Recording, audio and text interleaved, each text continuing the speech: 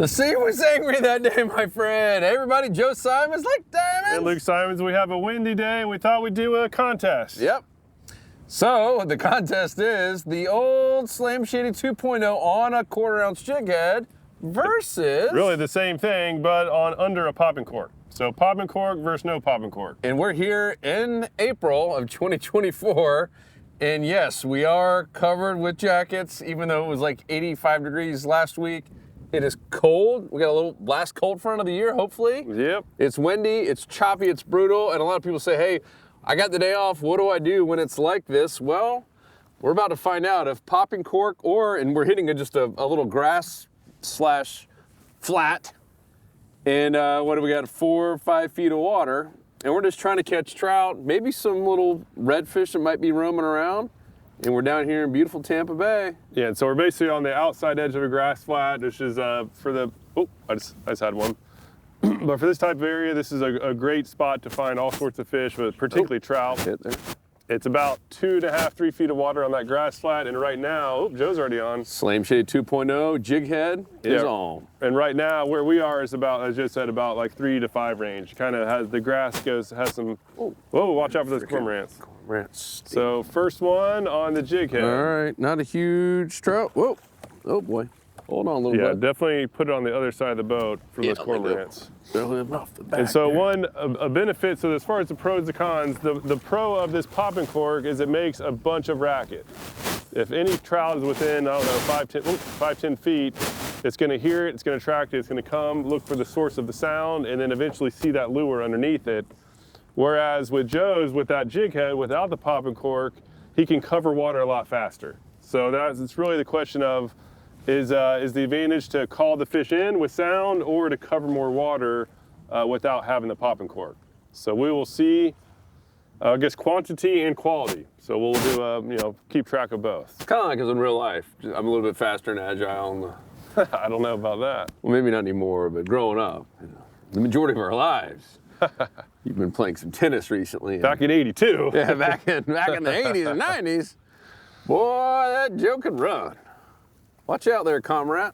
Yeah, so those birds, they're getting a bunch of pinfish. I'm gonna try one a little bit shallower, see how that does.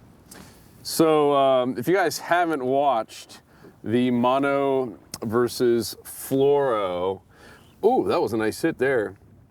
Might actually been a ladyfish that came in so hot. The mono versus fluoro, it's about a 17-minute video where we really talked about the truth about these different leader lines.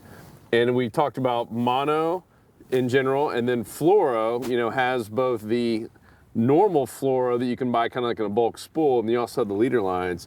I think it's probably going to be one of our most commented on and even debated videos, and a lot of people switching, which is really interesting. We won't say what they're switching to. A lot of people switching. If you haven't seen it, check it out. You can Google it, YouTube it. We've got it free for Insider members, and if you're not an Insider member, you have to put in your email to see the full video.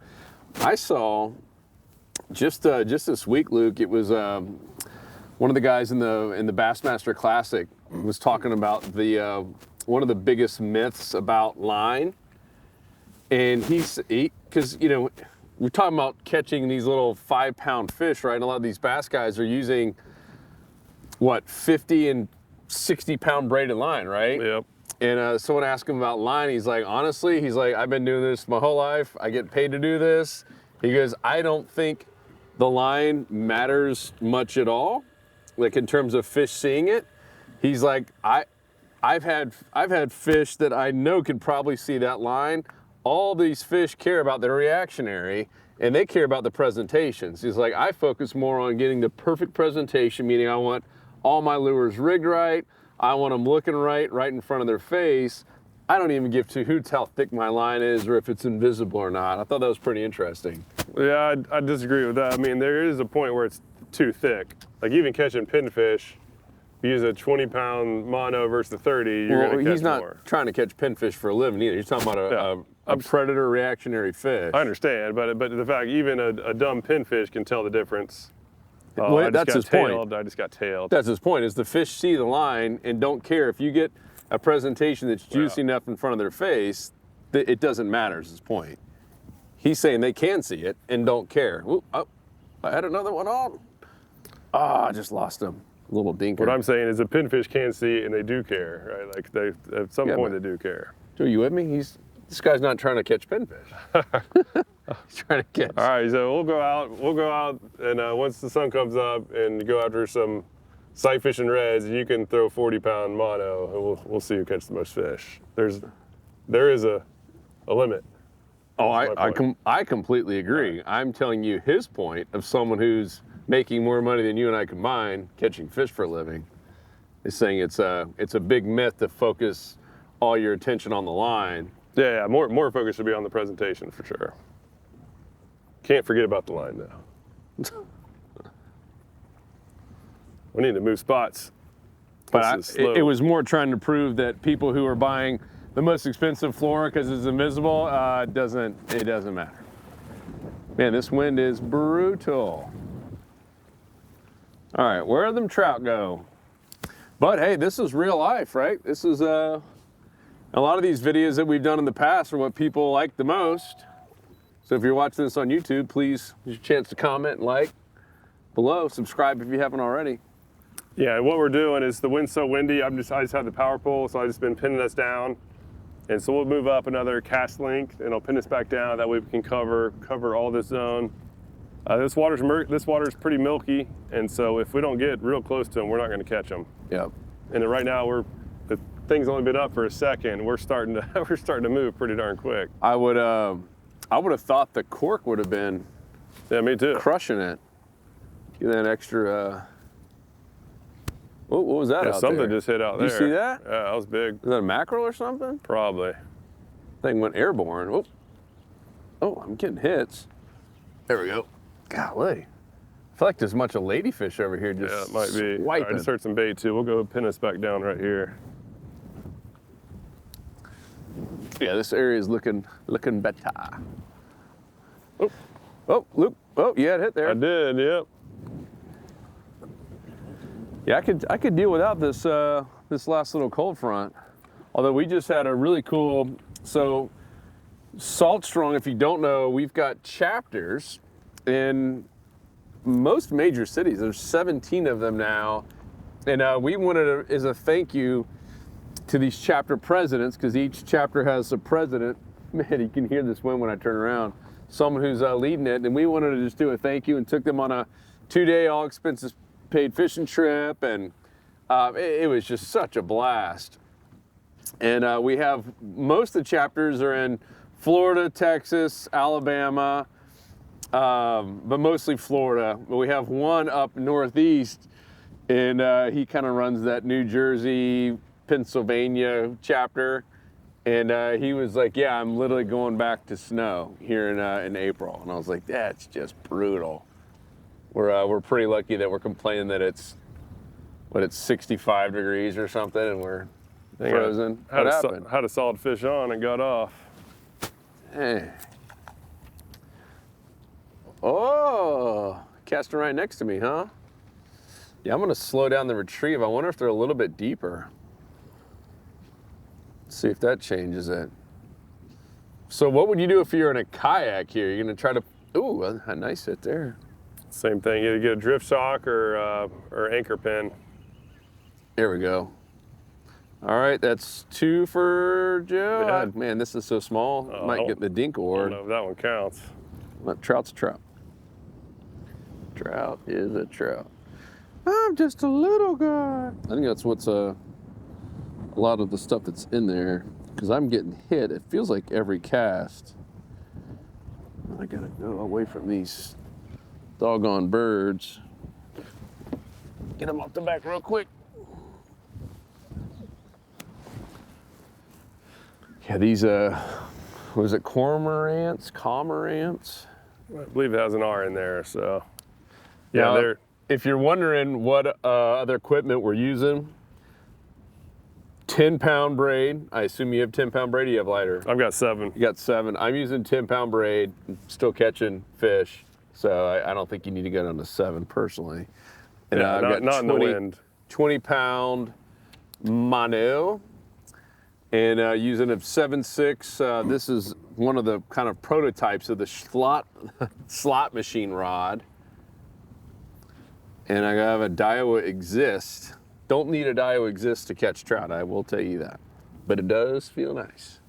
Yeah, and the slop right here, the line diameter doesn't matter, but for sight fishing reds up in the shallows, especially in high pressure areas like Tampa Bay, Oh, there we go. Going from a 10 down to a 7 is a big deal. Dude, Slam Shady 2.0 with jig Yeah, head. it's working. So far in the lead. Dominating. A little bit bigger trout. All right. Do you still have your tail on? Yeah, still have my tail. All right, I might switch back to All right, tail let me when I'm get going my nub pliers style. and make sure these birds do not get this thing. Yeah, so far, the covering more water is having the advantage on the jig head without the popping cork. Because basically this is just a lot slower. I have to pop it and then let it settle down, pop it, let it settle down, and they just have not been responding to it. Last time we did this, the popping cork was winning, so it's every day's a little bit different. With this cold front, they might just be holding close to the bottom and not willing to come up. That's my guess.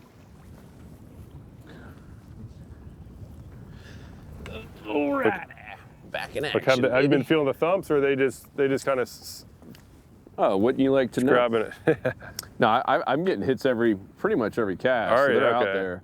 But there's a bunch of small ones, or it's either ladyfish that just aren't connected. Hold on, got my leader tied around. Man, this wind is just gnarly. What is it blowing right now? Well, according to the forecast, is it'd be 5 to 10. Yeah, this is not. What is it really? It's 20, you think? That's at least 15. I'm gonna go. Yeah, it feels like 18 to 20. Go put on a new Brutal. lure. Oh, what are you doing? Giving up on the cork? Remember, Joel was pretty funny. Luke's like, all right, which one do you want? I was like, I'll give you the cork. I'm gonna let you look good today. Whoa! Oh, dude! Do you hear that? Drag kick coming in on that one, whatever that was. Probably a sail cat. No, it was something that it could have been, actually. Dang. There might have been a red. Someone just took me right down on the dirty. All right. Luke, let's talk about brand new slot machine. I know we're still a little ways out, but we've been working tirelessly around the clock on a new slot machine. Yep. Pretty exciting. Yeah, I have it right here. New cool logo on it. So what's the difference? Why is this new and improved? It's lighter. So have a new manufacturer involved, and they found a way to make the same feel rod, so the same overall flex as far as power and action, but they're able to take out over a half of an ounce, which is a big deal. So now this is like, it's literally one of the lightest rods I've ever used that can have the power to cast weedless lures to red, snook, and trout. It's been a whole lot of fun. Oh, All right, yeah, in your face, Paul. we're gonna anchor down here. I went out to the left that time, a little bit deeper towards that channel. Yeah, so we're in just 3.5, 4 feet of water. Watch out there, Luke. Watch out there, Luke. What's going on? Oh boy. Get this guy out of here. Get All over right, it. it's a little bit bigger one, actually. So, what do you know? You go out a little bit deeper towards this channel. The trizz out start getting slightly That's crazy. bigger. This popping cork is getting dominated. Well, it's funny, last time it didn't, so you just never know. I'm going down deeper now. Yeah, so this rod though, yeah, it's just super lightweight. It's incredibly light, and this is a prototype reel that we're working on as well. And the combined weight of the rod and the reel, oh, there we are, is around 11 ounces. Ah, dang it, got off. So 11 ounces for the rod and the reel for the entire combo. That is crazy. Like back in the day, I used to use, the 4,000 size reels for inshore fishing, thinking I needed something big like that. And just the reel alone was 11 ounces, not without the rod. Yeah. So the fact that the entire combo is that light has been it's just been a thrill to fish with. You can literally feel everything. Yeah, speaking of that, we're gonna do probably a little comparison video on just the castability of some of the old school stuff we used to use. Because we fished with some people over the past year, and a lot of times they bring equipment that, and this is not about having expensive equipment, this is about just having newer age, lighter equipment, and the correct rod. I mean, if you go out doing this stuff, where you're trying to make long casts like that, with a super heavy duty live bait rod, which we've seen people bring, and they're 4,000 reel, you're not gonna have the same success. And so we're gonna do a little comparison here coming up, so stay tuned on how big of a difference it makes to have just the correct equipment. Not expensive, correct. This is a big difference. A lot of people think, I have to have the newest. Yeah, and how to set it up correctly as well. So one thing, I took some people out. They had 4 people on the boat. They all brought their own gear, and I could immediately tell at the beginning who was going to catch the most fish. And it all came down to casting. How well were they casting? And most of the time, in many of the cases, it wasn't that the angler was doing something special or unique or bad as far as the actual cast. It's the equipment they were using. And so one violation that pretty much everybody was making who weren't casting very far, that was costing them fish, is line gap. They had way too much gap, and I'm talking about the edge from the line on the spool to the edge of this lip here. So the wider that gap, the more distance the braid has to go. Right when it's shooting off, it has to go a longer distance to go up over the lip and through the guides.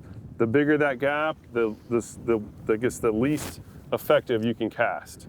And conversely, right, the least amount of gap you have, the farther you're gonna be able to cast. Just so you know though, if you go all the way to the rim, or as you get close to the rim, you increase your odds of wind knots. So you need to just be mindful to just be aware of wind knots when you get a small gap. That just means keep the line tight when you're retrieving at all points, and you won't have any issues. You're kind of just towing the line, right? Of overdoing it, and yeah. In the worst cases, I would say overdo it and find out that you're getting wind knots, cut it out. Yeah. Put it in your pocket, throw away later, and then now you have the perfect amount. All right, another trout for JoJo if you're listening. Dang, yeah. Whoop, whoop. So get out of here, you stinking birds. Yeah, these birds are out of control. So yeah, so what we're seeing here is that after the cold front, those fish are holding low, and popping cork is a disadvantage.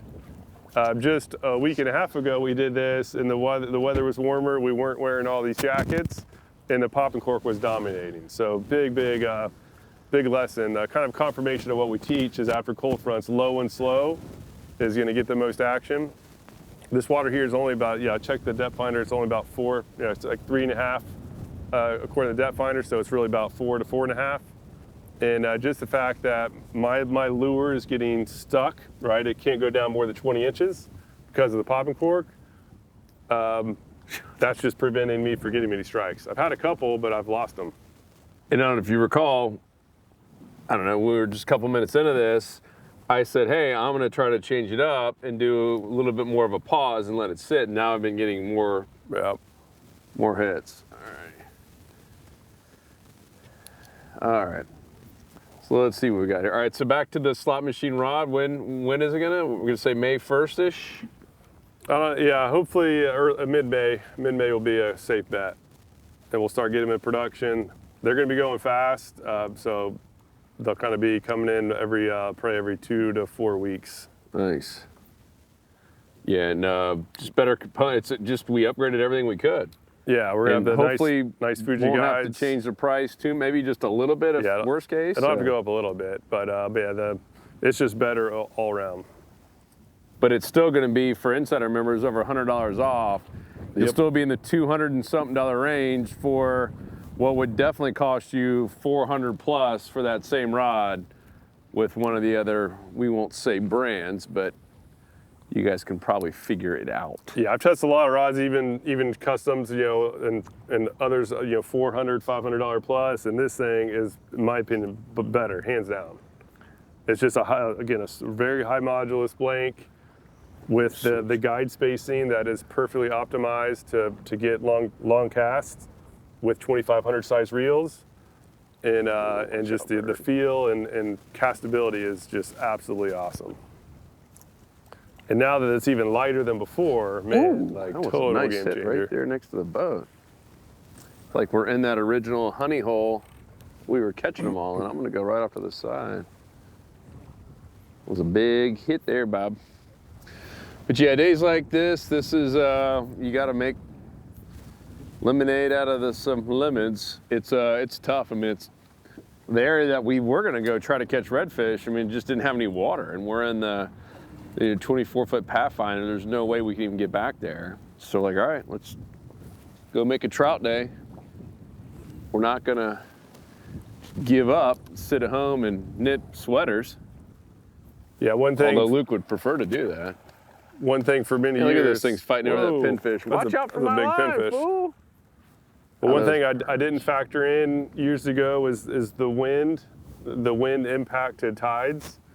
And so, yeah, again, the forecast was 5 to 10 today. It clearly is not that.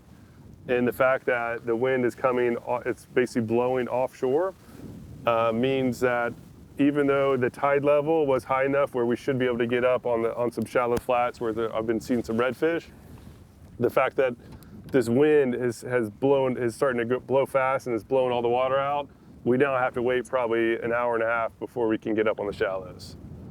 So that wind impact, once it gets over 10 miles an hour, if it's blowing offshore, in many cases that can be like a 6 to even 10-inch difference in some cases. So be sure to keep that in mind when you're planning your trip. All right, so we're moving. No, we're powerful back down again. Yep.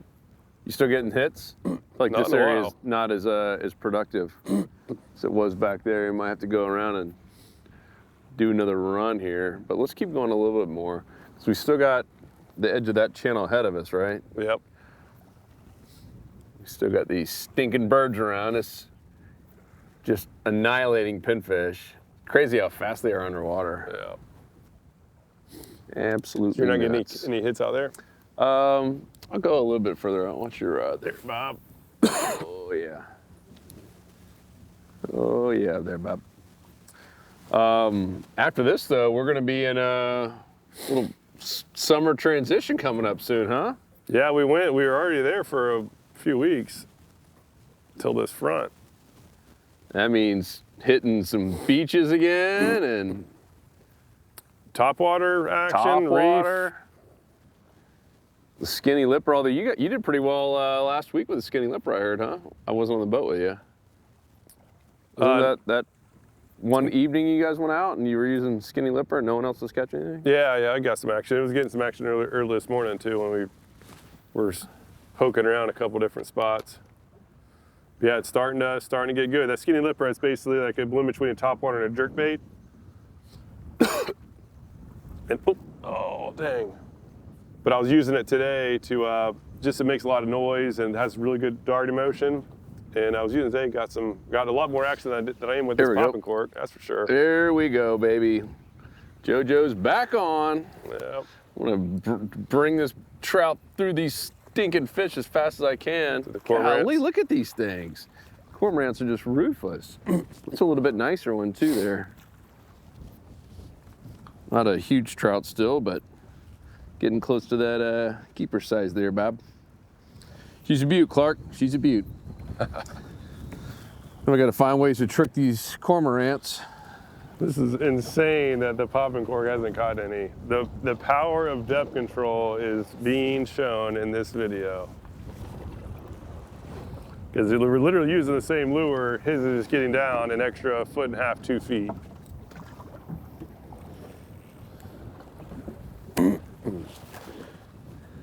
Because if this was, yeah, again, just last week, the popping cork was totally dominating the non-popping cork. Another misconception.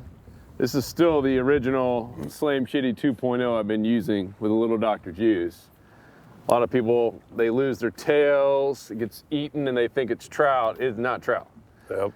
earlier today, before we started this, I was getting the tail bitten off, but it was all little pinfish and some puffers. Those trout, as Luke has shown over and over again. Oh, yeah. Somebody's on. Oh, but come don't back. you worry, I'm getting a hit It's too. a Cinderella story. Dude, you're still like 3 or 4 behind. Hey, come back. Come back time. But these trout, as Luke has shown underwater today, inhale. Get over the cormorants. Whoa, got him. All right, officially on the board. I'll take it. I'll straight arm that one to make it look bigger. The irony is I just tried to set the hook on a small little pinfish and lost my tail. But yeah, those trout, they eat it like a fat guy in a buffet line scarfing down a little pancake. It's just all in. Rarely, if ever, are they biting the tails off. Not to say it can't happen, but it's usually not the issue. Let's see if I still get hits without the tail. I think that tail is critical of this win. Normally I'd say stick with the nub, but I think with this water all a little bit dirty, yeah, I got no hits at all. I am finally gonna trade it out. Yeah, so, oh, I just had another hit there. So yeah, in springtime, that nub style is actually really good, really effective, because what happens in the spring, a lot of times the bait fish is really small. Like if you're out, oh, there we are. Oh, lost them. But if you're out and you see a bunch of looks like little raindrops, those are little small, real small minnows. And when the fish get dialed into those, even the big fish, like even I've caught a lot of upper slot snook and redfish. That nub, dang, I got another hit.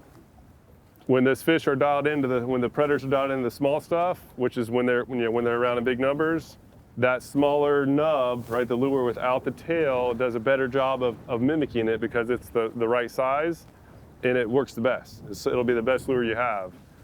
But in conditions like this, where this water's all chalked up and kind of milky looking, that vibration from the tail is really needed for the fish to be able to find it. All right, so I'm back with tail on. I almost just Slam caught Shady 2.0. 2 in a row. I had another one on for a second. Oh wow, now you know what it feels like to be. Oh, the showboat there. Talking trash. Oh, I'm still in quite an affordable lead here. Might even take a little siesta. Yeah, what's crazy, I'm already getting hits. That might have been a little pinfish. I feel like I lost my tail again. God dang. That's back to back. All right, I'm sticking with it now. But lesson learned, don't do what I do. The trout, you'll know when a trout hits versus like the little pinfish. You tend to still get excited and set the hook, and that's what happens, is these little ankle biters are just kind of biting off that tail. And normally if you just kind of keep reeling slowly, they'll let go of it because they don't want to get pulled by the car. But if you do what I do and jerk back real quick, that's when you lose your tail. All right, I'm still getting the small ones to hit it, but no triz out. Yeah, it's interesting. I guess I did have a pinfish mess with mine earlier. Dang. Look, yeah, I just lost a little bit more of my tail. Those little dingle hoppers. One other thing too, if you're not yet an insider member, we are going to be raising the prices. It is now official. Oh, look at that though. Might be the biggest one of the day on the nub. No, not the biggest one of the day. It just felt really big. We are going to be raising prices. The good news is we are not raising prices on existing insider members. Kind of one of our brand promises from the get-go is that once you're in for life as long as you're an active member. So you will be locked in. So this is a great time if you're on the fence or used to be a member and want to rejoin, to join us and lock in your rates. We are going to be raising it like 50%. And a couple reasons. We got some really cool stuff coming. Number two, we haven't raised prices since we started the company. So it's kind of man, I got to find a place in the back to trick these birds. Make some noise in the front, Luke. Yeah, those birds, unfortunately, a lot of areas around here, the birds have just realized that boats, whoa, there we are, that boats have fish coming up to them, right? And also just as we're drifting around, we're scaring up a lot of small pinfish and stuff, and those birds, have realized that humans won't mess with them because it's illegal to, and they will be tracking your boat, which is frustrating. That was a little nicer trout there. Yep, getting bigger. Whoa. You caught that one on the deeper side, huh? Maybe. What? Not gonna tell me where you caught it. All right. Getting a little too shallow on that side. Stinking birds. They're brutal. Anyhow, what I was saying is we're raising prices, so get in now, lock it in, and you will have that rate for life. Like I said, some cool stuff coming with both the chapters, with the community, with the app, with some tournaments, with some huge giveaways, a lot of new tackle, discounts, a lot of new partner discounts. We're going to be piling it on over the next 12 months. Whammy! You got a nice one? Ooh, this one does feel bigger. Wow. The comeback kid. Happening. Straight Ooh, yeah, it's spots definitely with you. bigger. Does it feel good to beat up with someone without any legs? I don't even have any, I don't have a tail on. Oh, that's a solid one. Yeah, this should be I saw him, at least a keeper size for sure. Oh yeah. this one's, not to say we should feed it to the birds, because we're not, but that one might be too big for the birds to eat. Yeah, that's a beaut, Clark. This thing's hefty too. It's a fatty. Whoa, watch out there, bird. All right, so Poppin' Cork this time caught the biggest one. Let's see if we can. At least so far. Still not a giant, but Day's young. whoa, that bird. Yeah, tried to get compared to him. what we were catching. Man, these birds are still going after that big thing. It's like bigger than the... That's a respectable trout. Yeah, there. dude, that's a legit trout there. We'll get him in the sun. Yeah, this thing's got a belly on him too. Yeah, That's heck yeah, probably, dude. I don't know, 17 or 18, something like that. Big old belly. On the cork. Cork it. Cool, man. Let's end it there with this keeper. So Cork, whoa! Dr. Popper caught the biggest. The jig head, I'm about to replace mine, but using a small little jig head there. I think this is the Z-Man one, but I have Z-Man. I got the Haas. What's the Haas round eye? Haas round eye is what I'm using. So it obviously doesn't really matter. Yeah, there it is right there. It's just a good all-purpose jig head. You can bounce bottom, you can swim it, you can do everything with it. Yep, but let us know what other kind of versus contests, reviews, comparisons you want us to do. This one hopefully is helpful just for any of you that get out there on your day off and it's like this, where it's just crazy windy, the weatherman's wrong, the tides are wrong because wind has pushed the water in the wrong direction that you're trying to fish. And this is just one of the easiest ways. I mean, just what, in 30 or so minutes? Yeah. 35 minutes, we just caught a, I don't know, what, 12? Decent amount of trout. Yeah, trout. It was fun. And I don't know if you talk about the popping cork or not, but this is called the Dr. Popper. What I like about it, even though it got beat today, is I like it just where it's instead of most pop corks that have the hard wire, it's really, you can't really pack it, and at least none of my tackle trays will hold it. It's made out of mono, so I could just jam it down into a tackle tray. It's easy to store. It's always there for situations like this, or actually windy situations when it's not a cold front. This would actually have a big advantage, like we did on the last experiment. Clearly on this one, that this cold weather was pushing the fish down, which just makes overall popping corks not as effective as jig heads. But cool popping cork, Dr. Popper, only at fishstrong.com. Yep, and we had a question come in just recently, so I'll address it about using the prawn on the popping cork, and the answer is heck yeah. Yeah, absolutely. Situation like this, we probably would have done just as good, if not better. Little Dr. Juice. So yeah, 100% you can use the prawn underneath corks like that. Because what happens when I pop it, it basically just pops the lure up 6 inches and then it glides back down. So it has a really good retrieve, whether it's shrimp or paddletail, it all works. Even spoons, people use weedless spoons on it too. That's it. So guys, appreciate you. Go sign up for the Insider Club if you're not a member already at saltstrong.com. If you are, thank you guys so much. A lot of cool stuff coming. We appreciate you big time, and we're gonna try to find a way to get out of this wind if possible. Peace. See ya.